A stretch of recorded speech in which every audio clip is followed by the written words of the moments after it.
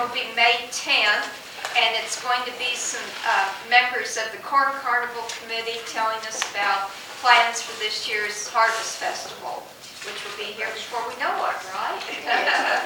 And then the last one will be May 24th, and it's going to be Kirk from the Vestry or Aldridge Museum. This is their 100th anniversary of the house, and they'll be talking about plans for the Vestry or Aldridge Museum. On that? That's 24th of May. That'll be the last one for a while. So.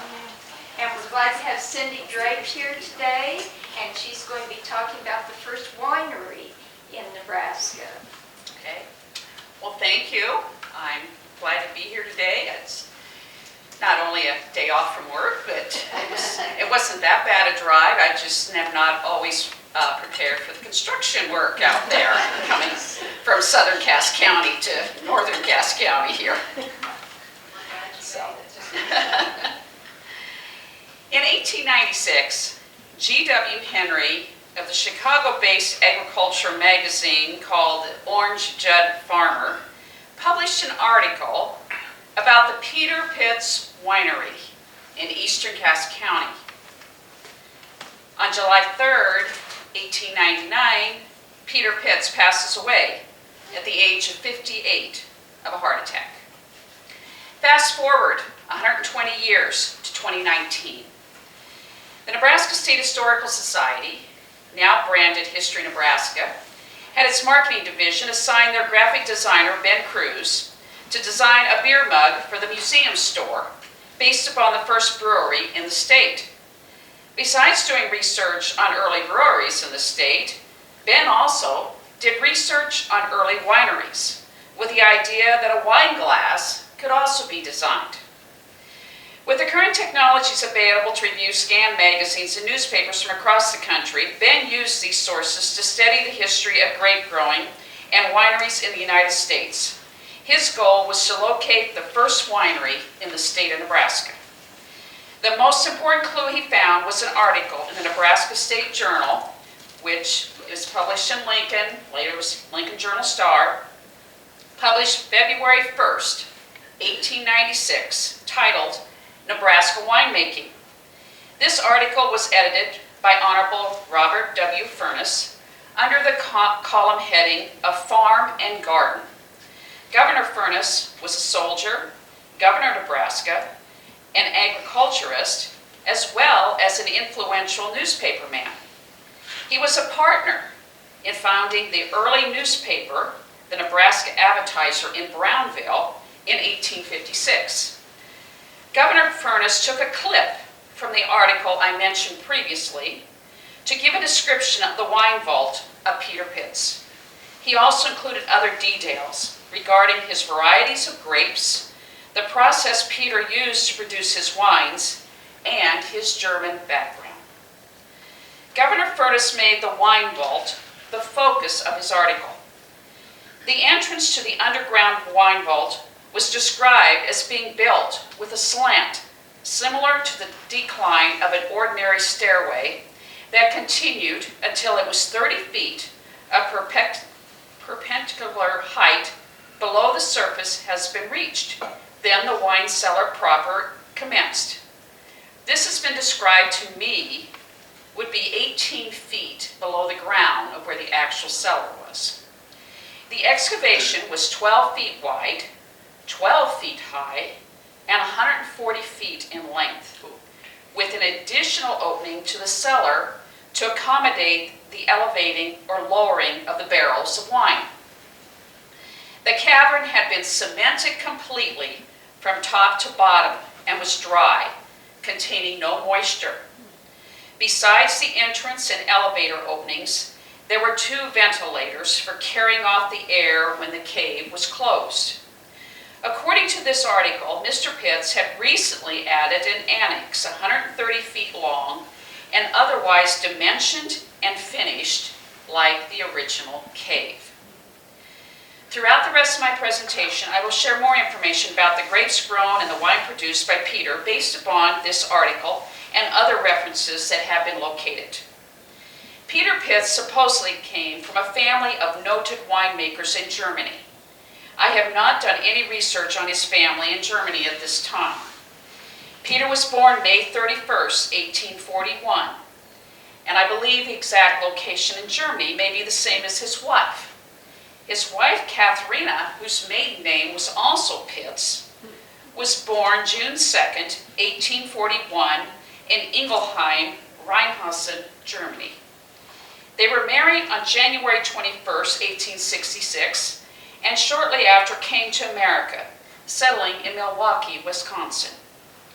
This information was taken from Katharina Pitts' obituary when she passed away in 1905, only 6 years after her husband passed away.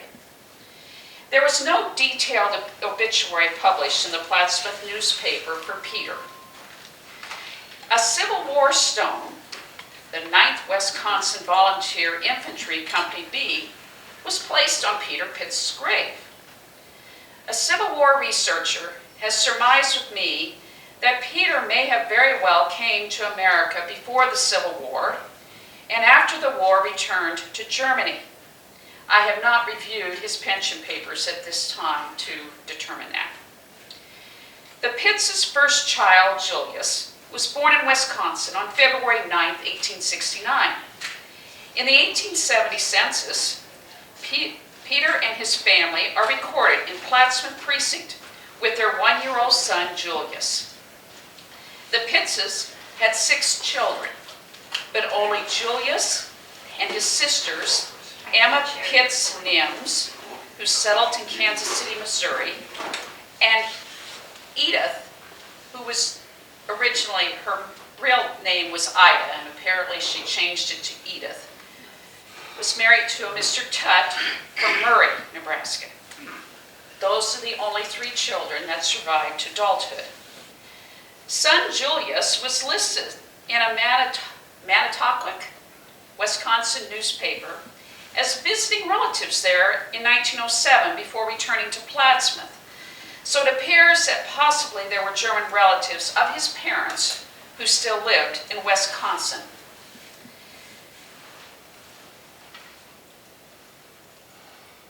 This first slide that I'm going to show today is the plat map of Peter Pitts' property as it was listed in the 1905 Cass County Atlas.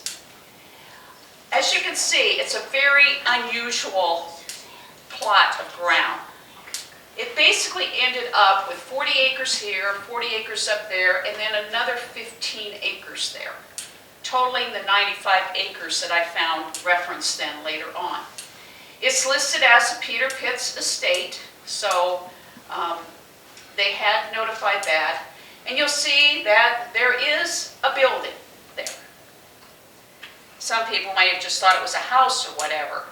And I'm not even sure quite where the house was that the Pitts lived in, but I surmise more that that's the winery.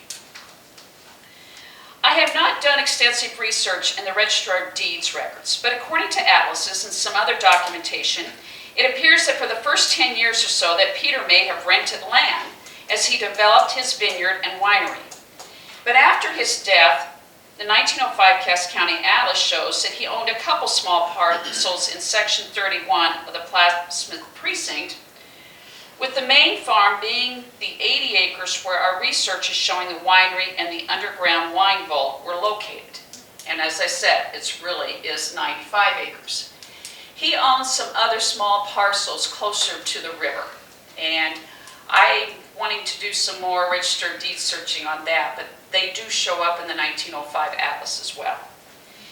Peter's granddaughter, Margaret, confirmed in 1983, when they received the Nebraska Pioneer Farm Award, that Peter actually acquired 95 acres of land on March 1st, 1880.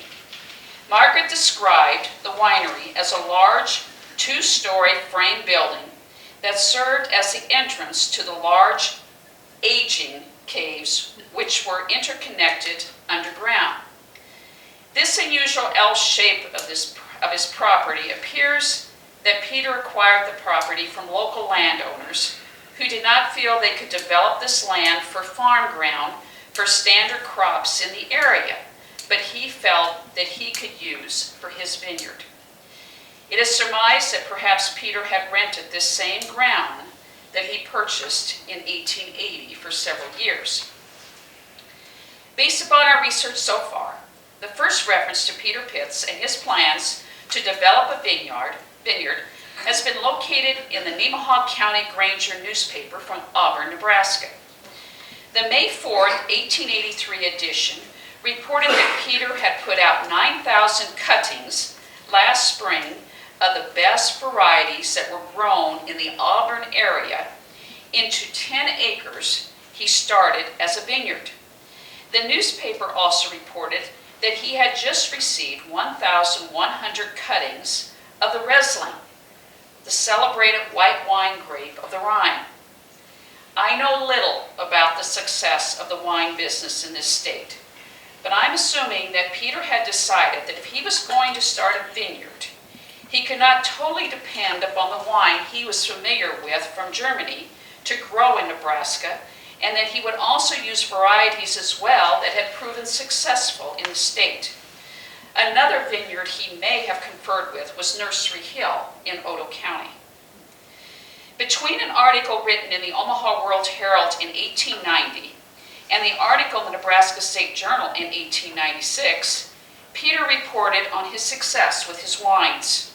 He gained his knowledge of the wine industry during his years in the Rhine area of Germany. In 1890, he reported that he had spent his youthful days in the vineyard and wine cellar, learning the cultivation of the grape and process of changing its juices into wine. Besides his native instinct for this business, he had acquired all that skill and experimentation had to offer the careful student of the vineyard. He continued to state that when he came to Nebraska, he brought acres under control from its wild state by a system of cultivation that warranted a venture in fruit growing.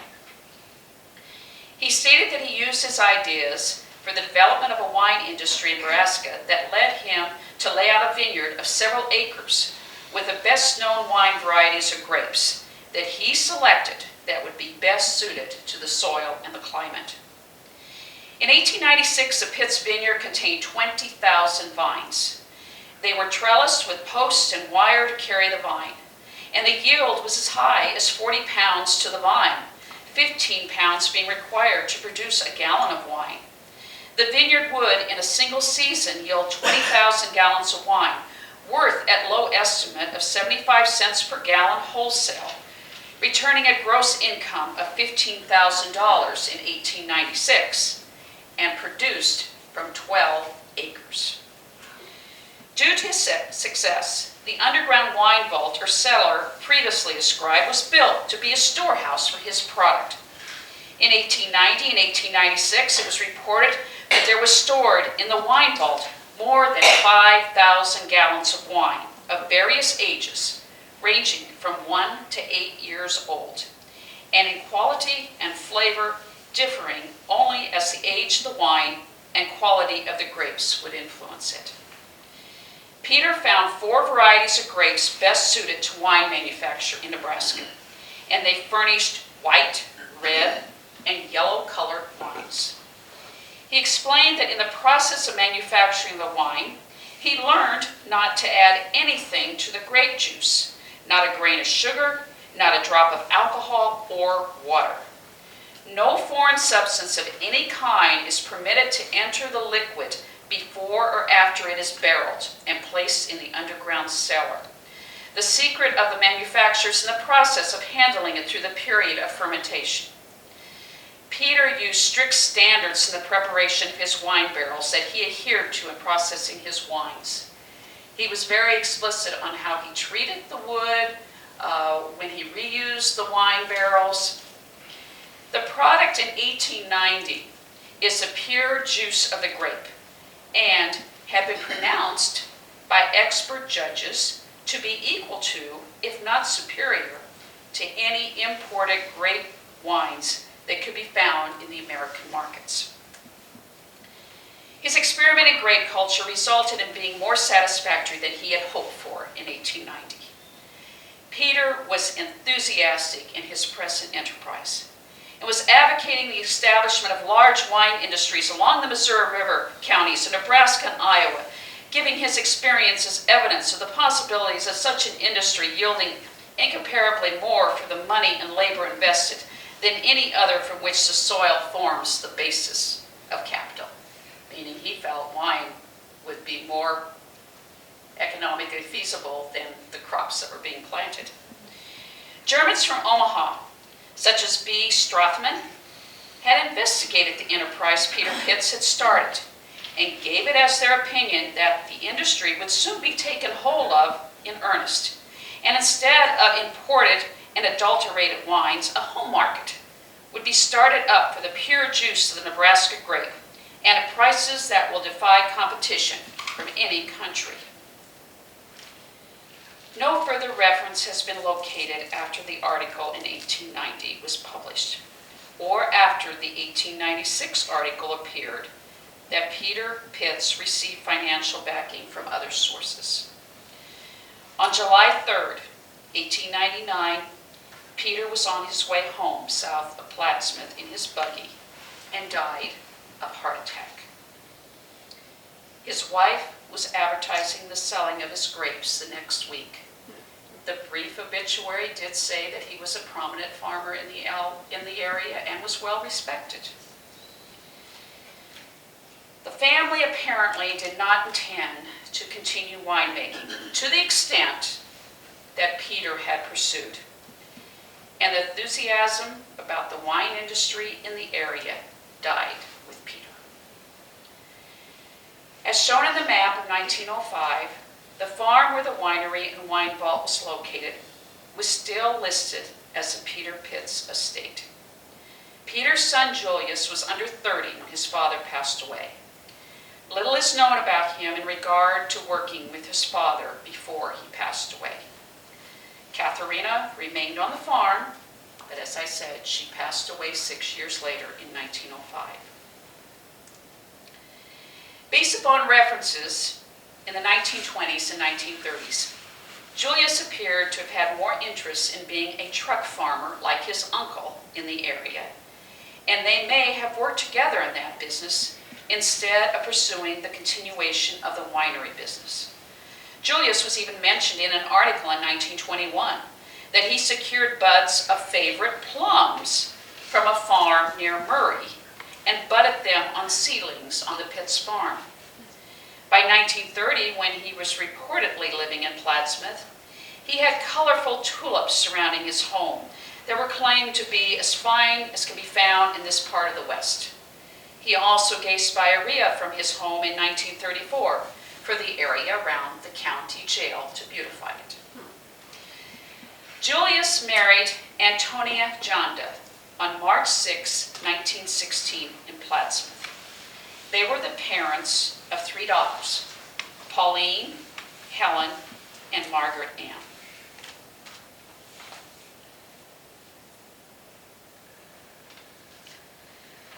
This is Section 31 from the 1918 Atlas, Cass County Atlas. It shows the Pitts property in Julius' name and clearly labeled as a Pleasant Ridge farm.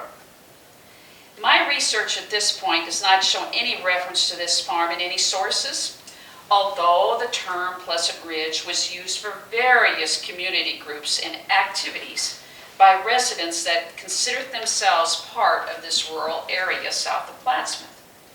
The name of the cemetery where the Pitts family is buried was even changed to Pleasant Ridge. Julius is referenced as being prominent in the Democratic Party and was involved in political activities most of his life, starting in 1912 when he first served as county commissioner and served till January 1921 when he retired. He also served as assessor in the Plattsmouth precinct in Plattsmouth City over a long period of years. In 1932, it was stated that he was formerly engaged in farming, but in recent years had resided at his home in the south part of the city. Julius unexpectedly also passed away at the age of 75 in 1944. There was not a complete obituary for Julius either, but the comment was made that he was found deceased on his farm where he had been working. It appears that his real interest was in fruit orchards, not vineyards. Julia's daughter, Margaret Ann, married Clarence H. Cuthrell on June 10, 1943, a year before her father passed away. They had two sons, Gregory and James. Margaret's two sisters never married, and Margaret was known as a local historian. I have found things that she submitted to the Plattsmouth newspaper. One was of an early picture of her mother and sisters and cousins. And I may be pronouncing that last name wrong. It may be Yonta, or is it Jonta? I'm not sure. Margaret and her husband became the owners of what was later listed as the 96 acres of the former Pitts property. It is from memories of Clarence in 1992, as Margaret passed away in 1990, published in the Plattsmouth newspapers, that we have insight about the winery and the cellar that existed.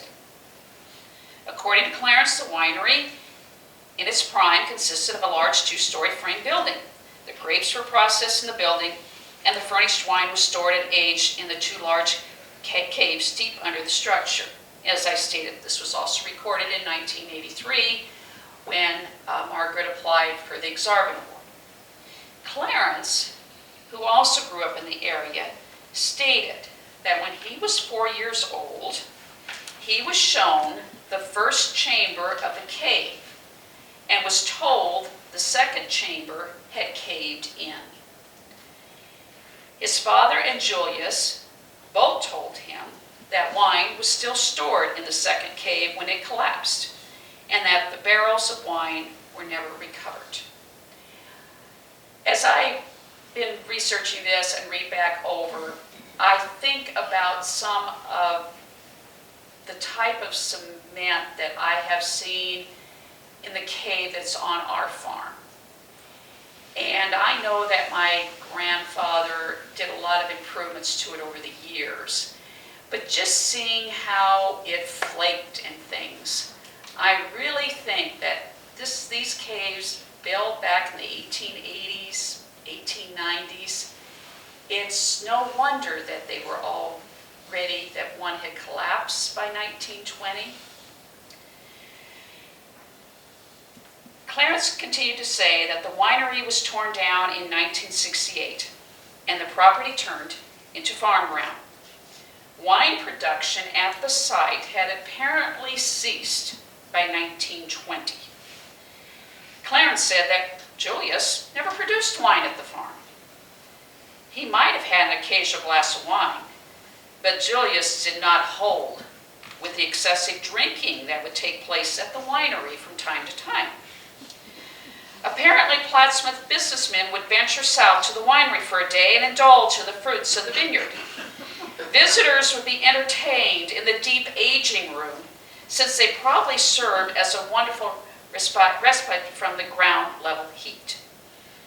Clarence did not state when this took place, and whether it was before or perhaps a few years after Peter passed away, since, as I said, it seemed clear from Clarence, as well as what notes I have found, that Julius was not interested in winemaking.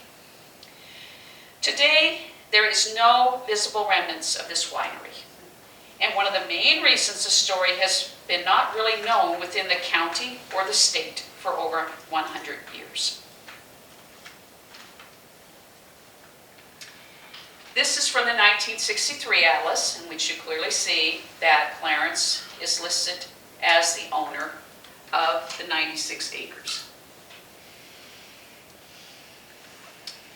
Now, this may be a little bit harder to read, but I'm going to give it a try. The earliest aerial photo, located by my colleague Ben, was taken in 1941. 1 year after the Armistice Day freeze and blizzard that took place in the Midwest. The references on this photograph overlay on plat maps, section 31, are by Ben and assist in locating where he feels the wine cellars and the winery were actually located. So I'm going to read this to you of what he wrote. The photo of Julius Pitts, Peter Pitts' vineyard, farmstead, less than 1 year after the Armistice Days freeze. Julius continued to grow grapes after his father's death, but it's unknown how long. So he could still keep growing grapes. That doesn't mean he might have given it to somebody else to turn it into wine. Who knows? This photo was taken 40 years after the active winery. This is the area in here, which is very difficult to see, and I left it to Ben's trained eye of what he determined from this. The area is roughly 12 acres, some acres identical and identified in historical sources. There were west to each features as well. There could be irrigation features for an orchard, which makes sense, or perhaps trellising. The central axis running north and south. If a vineyard, it would have been ideal as it faces south on the slope of the hill. And from Ben's research, he found that on the Rhine River, vineyard accesses ran downhill as well. And so Peter may have taken that from his home country. The dark circular features could be an orchard or a vineyard, because he feels that it's not harvesting features of other crops. And again, based upon what I found on Julius, I'm sure it probably was of an orchard. Peter was not the only Pitts who moved to Cass County, as mentioned previously. In 1868, his younger brother, Gottfried Gustav, who was born May 24, 1849, immigrated from Germany when he was 19 years old.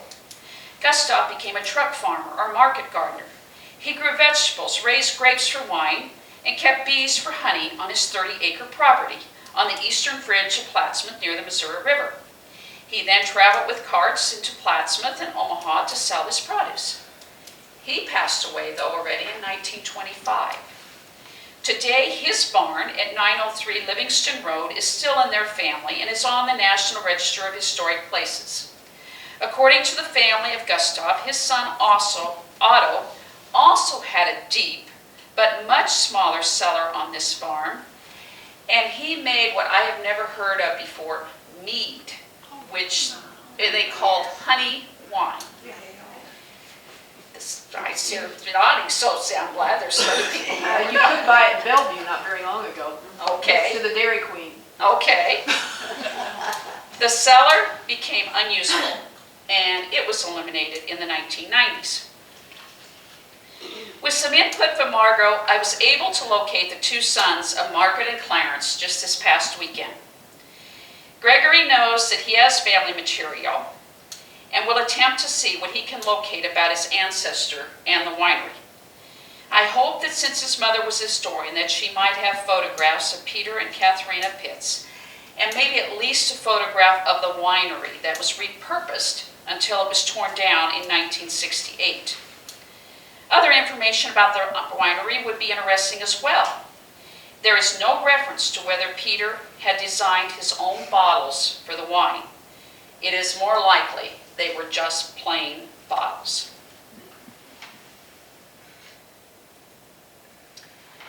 So this is a more current aerial photograph of the area showing the subdivision today.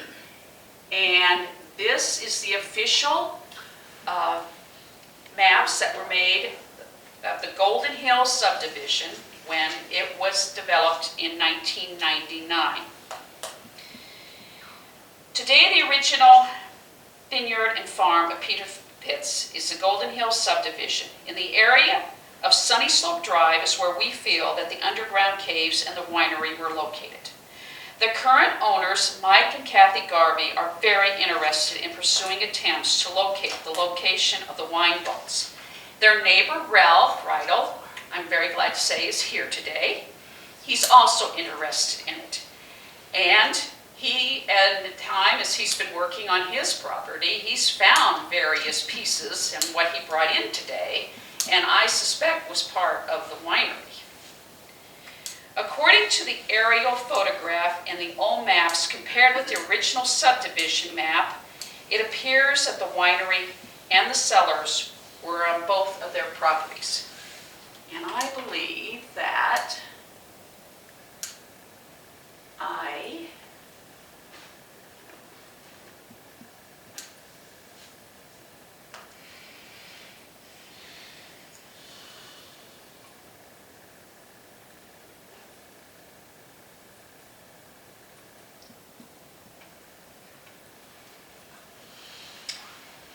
I did not get in my PowerPoint.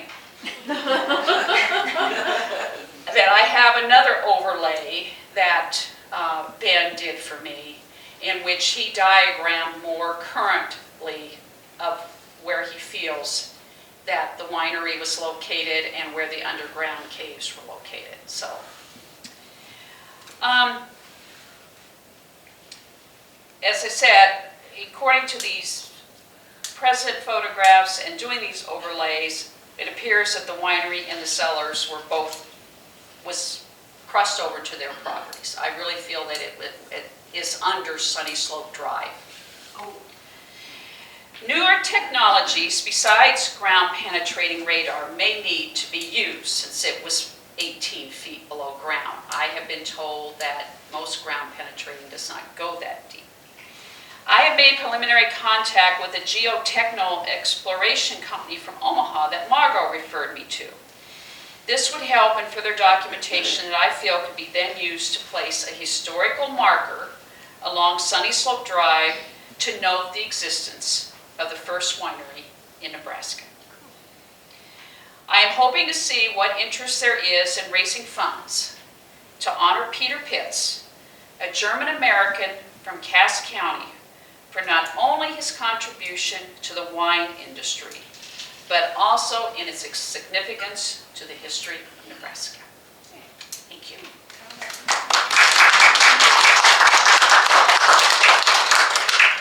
So, does anyone have any questions? Yes? Yeah, you said he got his cuttings from like Odo County and stuff like that? Down further south, yes. So- For the wine. Yeah, for Yes. the wine. Mhm. So were people growing grapes down there, but they weren't making wine out of it? That is according to Ben's research. You know, he's found a lot of information. What he had really pointed out to me was more Nursery Hill in Odo County and the reputation it had for growing grapes. But it seems like if they were selling wine, that they did not build their own wineries. They did other ways to develop.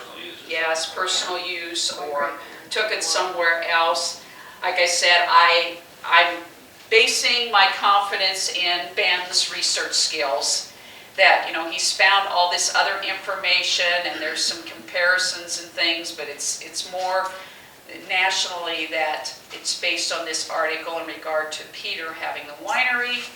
And then there's also references to the different varieties of wines that were being used in the eastern part of the state.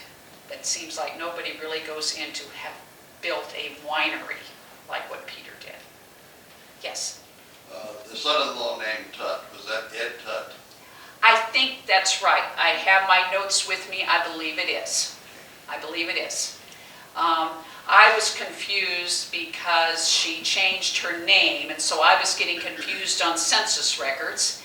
And finally, I'll tell you what really, I found with newspaper research, online newspaper research, in 1958, it must have been the time then that they were doing some estate settling from Julius yet, and they had to go ahead and redo Peter Pitts' estate because it had never been formally, well, especially I guess with just the one son and two daughters that probably didn't take any interest. So that's when I got more verification of the names, because there it said right there, Edith Tutt, formerly known as Ida. So, but yeah, it probably is. It must be someone that you remembered. Okay. Okay, any other questions? Yes, Susan? Are you going to put this in the history magazine? I don't know. We'll try. Put Cass County on the map. We'll see. Well, Well, If you wine think- if you wine think- is a big deal in Nebraska now, so Yes, I think there would be yes. a lot of interest. And that was the thing. I don't think marketing never did get around to designing a beer mug. And Ben couldn't do anything for a wine glass because he didn't have anything to represent it. But that still perked his, that was why, when they brought up about beer, he was the one, he said, well, wine is so popular in the part of the state, he says, we should go for a wine glass. And so that's why. Surely they had a photograph taken by V.B. Leonard. Everybody did. We can hope.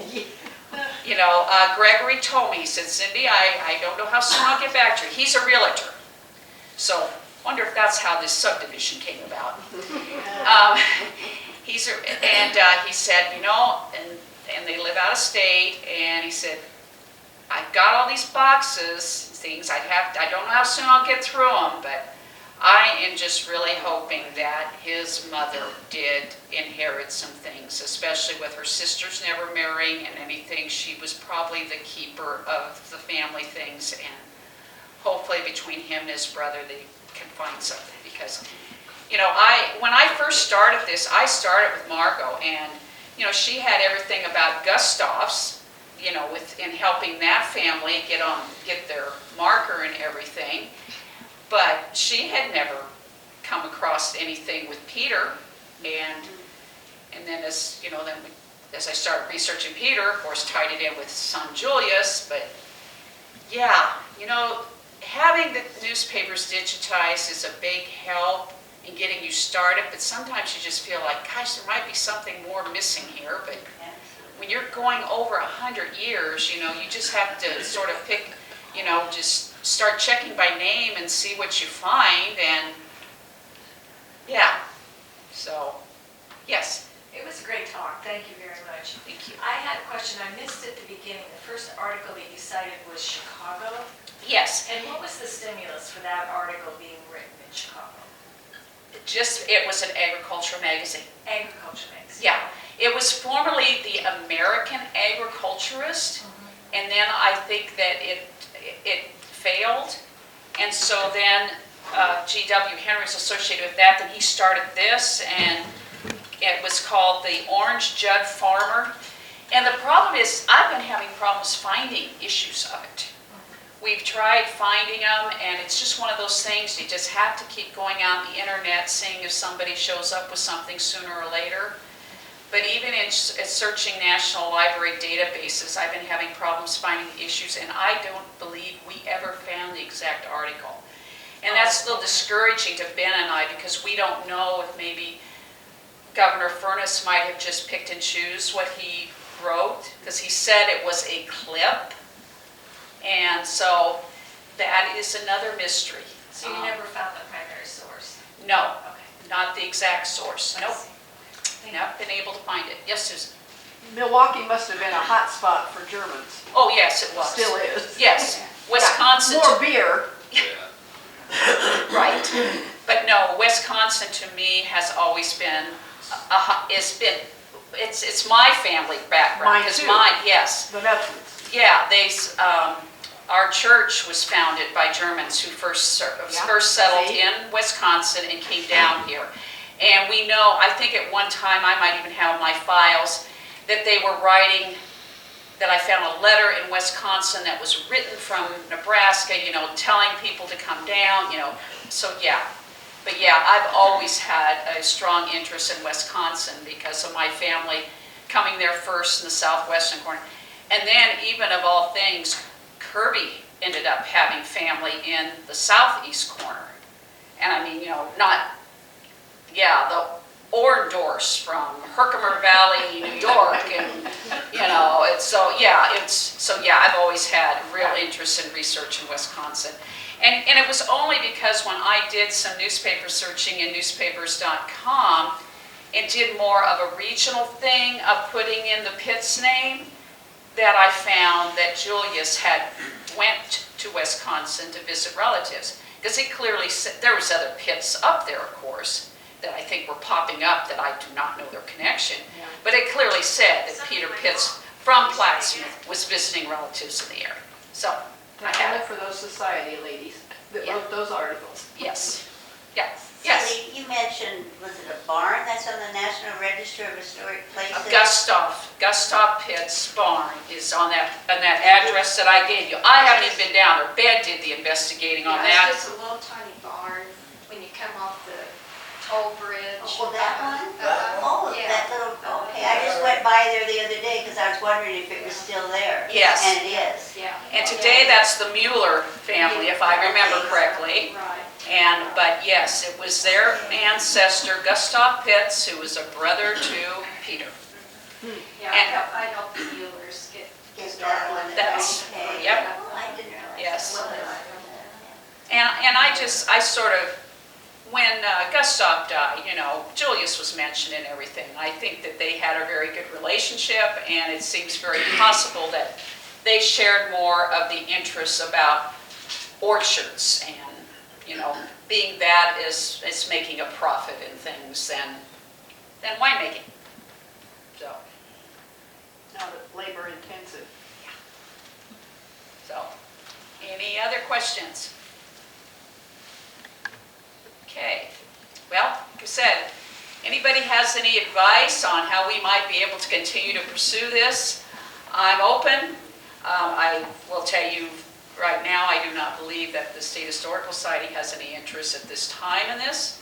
So it's going to be more of a local type thing of trying to see where we go. And I have no idea. I mean, as I said, we have the documentation and the maps and comparing old photographs and things, and I know that Mike Garvey is really interested in this. He was ready to send his grandchildren out to start digging. I said, no. I'll take this one step at a time. Yes. Did I hear right, it's 12 feet to 15 feet deep and 140 feet long? I mean, 140 foot is a long way to, and Yes. that's Dig. been all dug by hand. Yes. Yes, right. I mean, I would think that there would be something, he must be, that's what they're showing on the overhead. Yes. Yeah. That's a lot of work. Yeah. That's bigger than the one in Brownville, isn't it? And What's the year of the Amethyst freeze? 41? 1940. 40. We had an Yes. apple orchard, the Pollards, Okay. across from our house. Yes. And one of the old guys told me one time that was a 37 freeze that killed their apple orchard. Uh-huh. So Yeah. must have been kind of common. Yes, yeah. And, and I think that's why, Ben was thinking too that when this photograph taken in 1941, why it may have looked a little different is, because of that and what could have happened then with everything, so. Well, my guys would pick up the rocks to build the rock fence as they were out working in the orchards, and there were pine trees every, 10 acres, and they were told to go to whatever Yeah. grid to work in the apples. And the thing is, how did Peter, he must have been, maybe, as I've said, we've surmised that he was renting the property before he bought it during those 10 years, What did he do, or what did he raise to make money to build these caves, Was it really coming from the orchards and things of that nature? And the thing is if he was building it, when we did the digitization of the Plattsmouth newspaper, why isn't his name showing up? Wouldn't you think people would have been talking about it? Because this I would think it would have been a big deal, but I don't know, probably almost have to go issue by issue to try finding it. And then, like I said, though, why wouldn't it have been associated with his name? Unless they say, this German is building it out on the Wiles place, because I think the land might have, there's different names in that vicinity. Roger, you may know more the names than I do that previously owned around it, but I'm really, My ancestors settled, I'm guessing, the more I hear from you, they were right across the road east, I think. East, okay. Because they came in 54 from Wisconsin, okay, before we went where we live now. yeah. There's a thread here. So they may have very well, There's a thread here, yeah, Wisconsin. they may have had a We connection. probably all knew each other. I Yeah, guarantee you they oh, all- absolutely. I'm sure mine did. But don't you think too, Roger, when you look at that area today, even as a subdivision, you know that there's an old ditch that goes through it in every way, through it and everything. I really think too that that area, why I surmise why this is such an odd shaped part of ground in the middle there of the section, whatever, is because it wasn't, the farmers didn't want to try to deal with it to make it usable for corn and other. There's quite a contrast between that and 10 miles west. Yes. For sure. Yes. So, you know, to me, that just, the old farm girl in me, that just makes common sense. But, you know, I didn't do much farming. Yeah. Just grew up on it. Somebody laughs at me for that statement. Yeah. Yeah. So, okay, all right, anything else? Maybe you can talk the grandson into buying the memorial Yeah, marker. right, right, When he starts digging, he'll get excited. yeah. You know, and besides, even if we wouldn't be able to find anything, a marker should go in the area because we have documentation it existed. Yeah. That's the way I look What at are they up to, 3,000 now? it. The markers, depends what size. True. Yeah. So small paragraph. I think, I don't know, I'm thinking the small ones are like 1,200 and the large ones are, I don't know, 3, whatever.